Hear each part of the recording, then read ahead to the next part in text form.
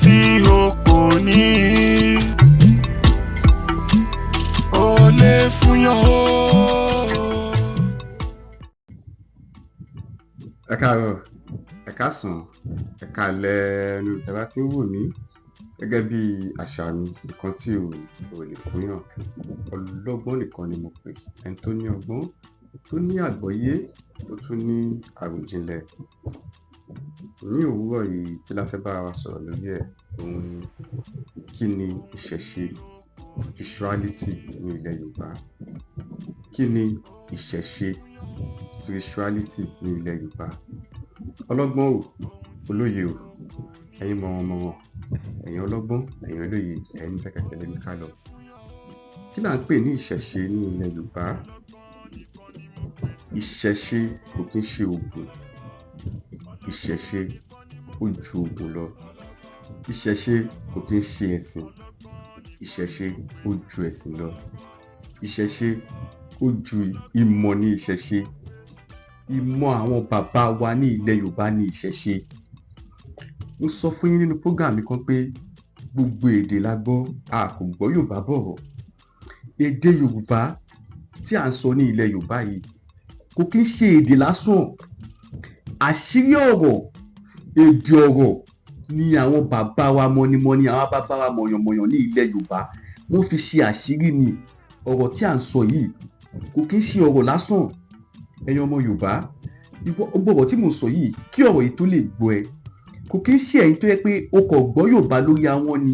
Ẹlòmíì gbọ́ Yorùbá, ó kàn ń sọ Yorùbá, kò mọ̀ túmọ̀ nǹkan tó ń sọ.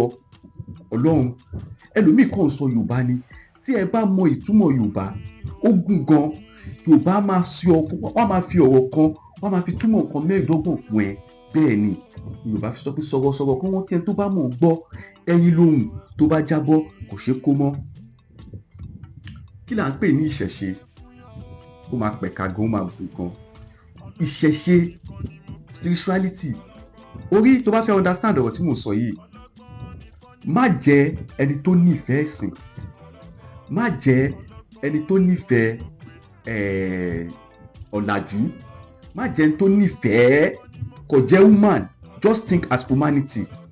Má ní belief lórí Ifá, má ní belief lórí Bible, má ní belief lórí Quran. Don't have belief in anything, just have belief in what we call humanity.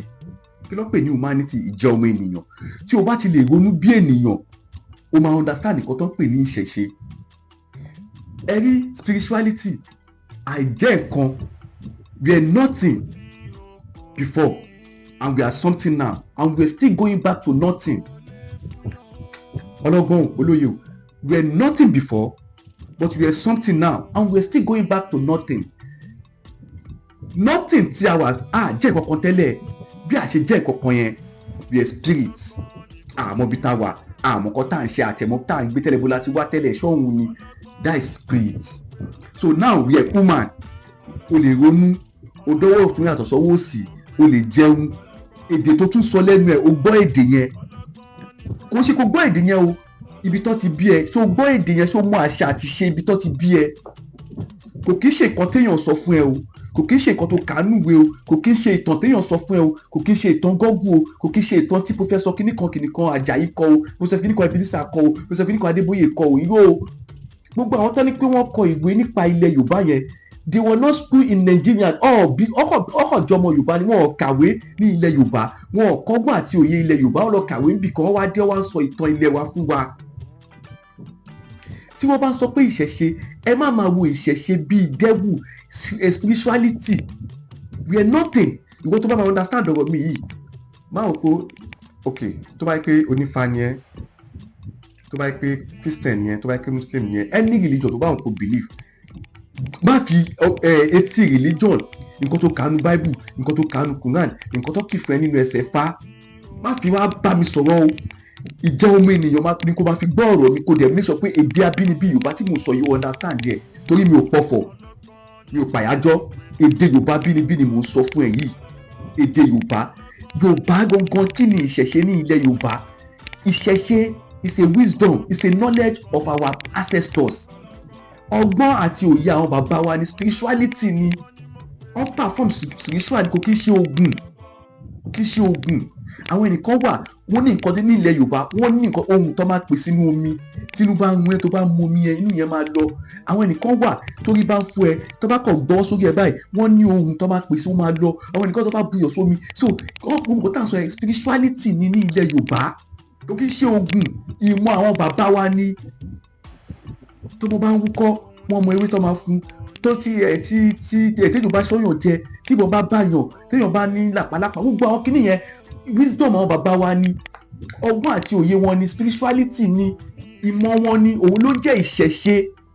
Ẹ má attach ìṣẹ̀ṣe mọ́ religion, ìṣẹ̀ṣe ju religion lọ. Ìwọ tó bá máa understand ìṣẹ̀ṣe àwa ní láti sọ̀rọ̀ Ifá. Bẹ́ẹ̀ ni ṣe rí nígbà tí mo ń sọ̀rọ̀ bọ̀ mo ní ká gbé Ifá ká gbé Bible ká gbé sùn àgbọ̀n. Nǹkan tó máa jẹ́ kó mọ nǹkan tí mò ń sọ̀rọ̀ nípa ẹ̀ gangan o ní láti lọ mọ nǹkan tó ń pè ní Ifá. Mo ní kó lọ tẹfá o. Tó bá mọ bí wọ́n ṣe máa ń kí Ifá, kí ló ń pè ní Ifá nílẹ̀ Yorùbá, báwo ni Ifá ṣe jẹ́ nílẹ̀ Yorùbá, kí ni nǹkan tó so Yorùbá pọ̀ mọ́ Ifá. Má máa fi pé bí Bible sọ fún ẹ pé Ifá ò dá o, kò má sọ fún ẹ pé Ifá ò dá o. Àwọn ọ̀rọ̀ sọ pé tó bá ṣe fọ́ ọmọ ayé náà o ní láti jẹ́ ọmọ Yorùbá.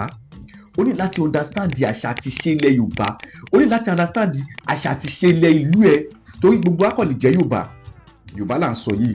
Oǹdó, Èkìtì, Ọ̀ṣun, Abẹ́òkúta gbogbo ẹ̀ pàtó pé wọ́n sọ Yorùbá tá à ń sọ lẹ́nu yìí ṣé ń gbọ́. But gbogbo ẹ̀ Yorùbá tó ń sọ yìí náà gbogbo wọn náà ló tún ní culture. There is culture under the culture. Inú ayé láyé wà. Ṣé ń gbọ́ ní ìlú kan tó bá yẹ pé ìlú yín lélẹ̀ ìlú yẹn ní àṣà àti ṣe ní ìlú yẹn ní ilé gbogbo ìlú yẹn but ẹ̀yin náà ní ìdílé yín ẹ tún ní àṣà àti ṣe ti yín náà. You have your own culture. Ẹ máa abide pẹ̀lú culture ìlú. Ẹ ṣẹ̀ máa wá ní abide pẹ̀lú culture ìlú ìdílé ti yín gangan.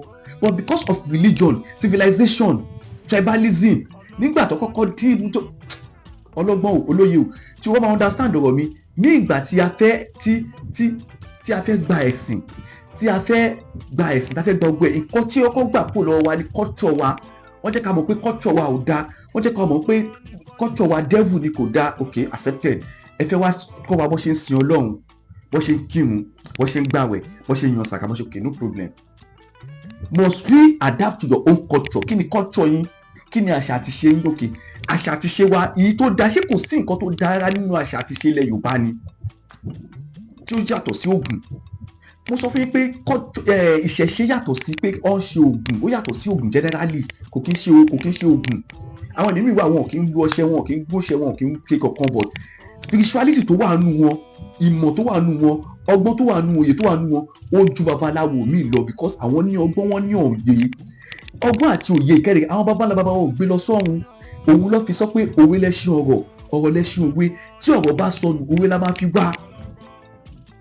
Tí o bá ti understand culture ẹ gbogbo ọ̀rọ̀ láyé máa dàrú mọ́ ẹ lọ́wọ́ gan because o ti gba ẹ̀sìn, o ti lọ kàwé bò mí, o ti lọ migrate mọ́ọ̀lù mi, o wá dé padà o wá wò pé nǹkan tó ń ṣe culture yẹn ó bad àbí kó sọ pé okay nǹkan tó ń ṣe culture wa yẹn is olden days ayé ò ṣerú ẹ̀ mọ́. Okay, it's true ayé ò ṣerú ẹ̀ mọ́ lóòótọ́ but nǹkan tó ní pé kí ẹni má ṣe tó bá ṣe ó máa ṣe ẹ́.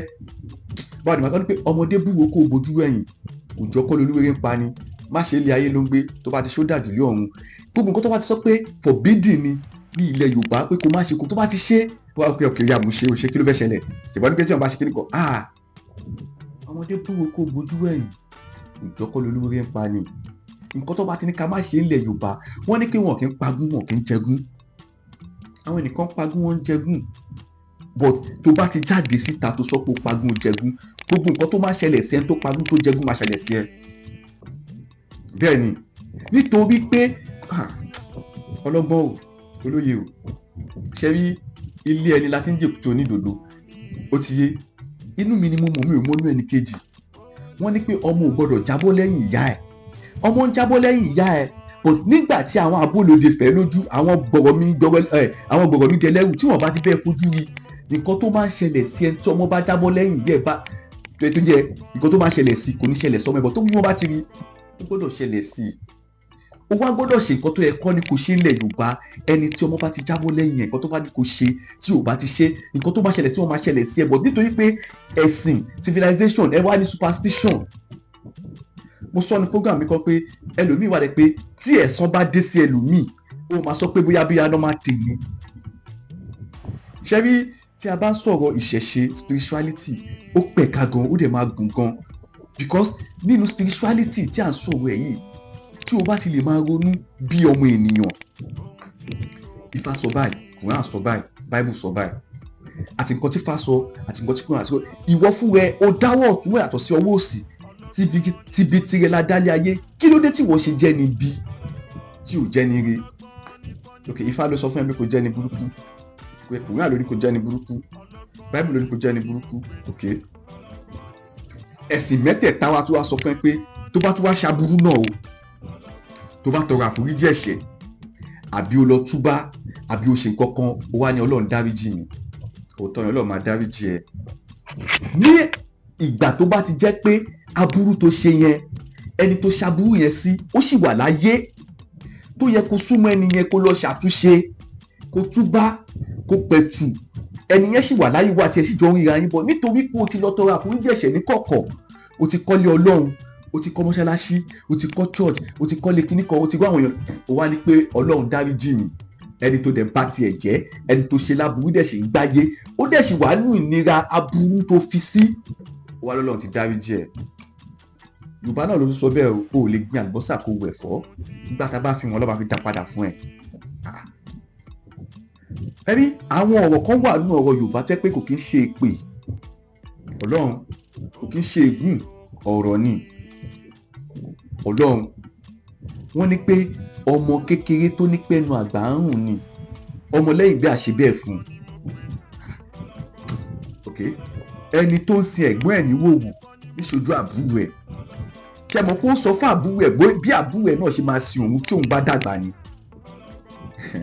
Ọlọ́gbọ́n olóye o, ṣe rí tí ẹ bá fẹ́ mọ̀ nǹkan tí à ń pè ní ìṣẹ̀ṣe àwọn bàbá wa spirituality, kò kí ń ṣe oògùn, kò kí ń ṣe voodoo àbáwọ̀ lẹ́yìn pé gẹ́gẹ́ bí ṣe ń sọ lọ, ó sọ fún yín pé spirituality nǹkan tá à ń pè ní ìṣẹ̀ṣe kò kí ń ṣe oògùn, ó ju ọgbọ́n orí ẹ̀sìn lọ, ó ju ọgbọ́n orí kí la máa pè lọ, gbogbo ìmọ̀ òyìnbó yìí lọ.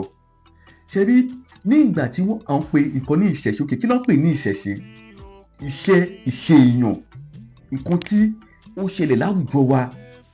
Ok, kí ẹ̀yin èèyàn kẹ́ lè understand nǹkan tá à ń pè ní ìṣẹ̀ṣe. Ṣe rí èrò tẹ́ ń wò yẹn tẹ́lẹ̀ ní ilẹ̀ Yorùbá, mo kàn fẹ́ sáré yà ní ilẹ̀ Yorùbá, èrò kò sí òfin ní ilẹ̀ Yorùbá, according to story kò sí òfin ní ilẹ̀ Yorùbá.